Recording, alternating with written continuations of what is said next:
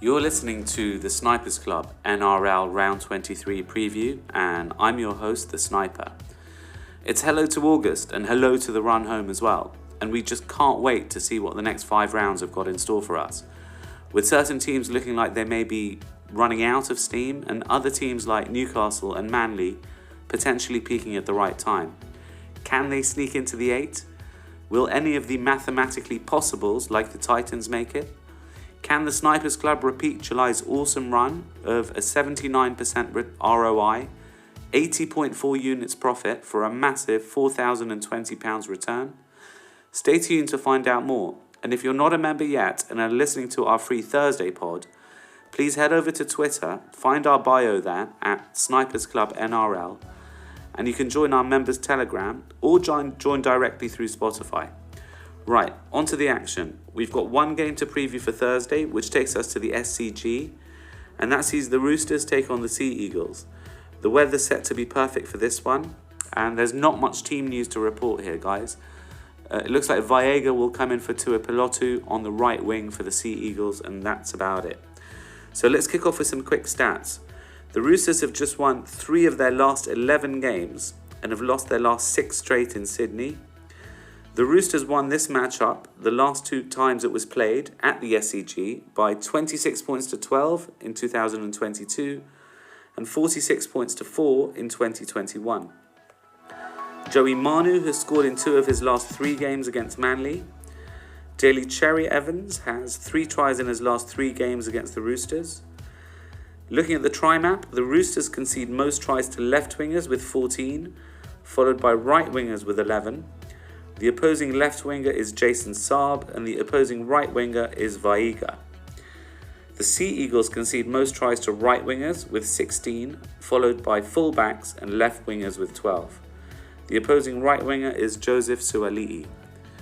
So the Roosters were comprehensively outplayed against the Broncos last week, despite a fairly promising start where they attempted to match the Broncos forward pack early, trying to be as physically imposing as possible in an attempt to ruffle the Broncos' feathers and put the Broncos off their game. But as usual this season, these tactics bore no fruits.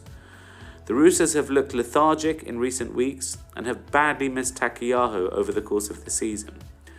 The main issue of concern right now, and they're yet to rectify this, is their lack of ideas or creativity in attack, where they ultimately seem to run out of possibilities very quickly unless they find Joey Manu, who tries to run the ball one-handed. One Rooster who did impress to a degree with his effort and commitment last week was Billy Smith. He ran for 108 metres, scored 1 try, should have probably had 1 more, made 1 line break assist, and had 5 tackle busts. These are okay figures, but they're not great, and that's what we're dealing with the Roosters this year. They also scored 2 of their tries from kicks, and that was after 65 minutes had passed. So what on earth was going on in attack for that period of time?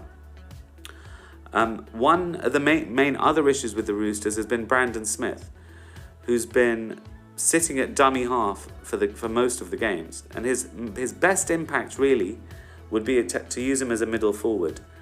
He ought to be deployed as an impact player off the bench as a middle forward, as he was being used at the Melbourne Storm. And they really need the momentum that Cheese can provide them through the middle in both attack and defence. So that's one thing that we look forward to hopefully seeing. You can't be playing him at hooker. Another problem is we're really not sure where Victor Radley's mind is this season. And things haven't been looking great for the Roosters. Are they about to lose 7 games in a row in Sydney? 7 games. It's just farcical. Potentially, especially if their execution and communication don't improve. Meanwhile, Manly played fairly well against the Dragons, despite missing many key players, like Tommy Turbo, for example.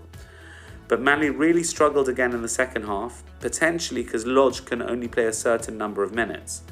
And Matt Lodge will be facing his former teammates here, so will there be some kind of carve-up between Warrior-Hargreaves and Lodge and his former teammates? Will they try and eat each other alive? That'll be an interesting battle to watch. So Lodge's minutes have been a concern, and losing Paseka has been damaging for sure as well. They come into this game off a short turnaround, and they can't turn up gassed in the second half. As one thing that worked in their favour last week was the Jack de Belin sin bin, which definitely came at a good time for Manly, as the Dragons were starting to work up ahead of steam. Kohler started playing really well of late, and he's been drawing players in. One area where the Roosters may struggle is in attempting to tackle Olukawatu, whilst keeping an eye on Kohler and Saab at the same time.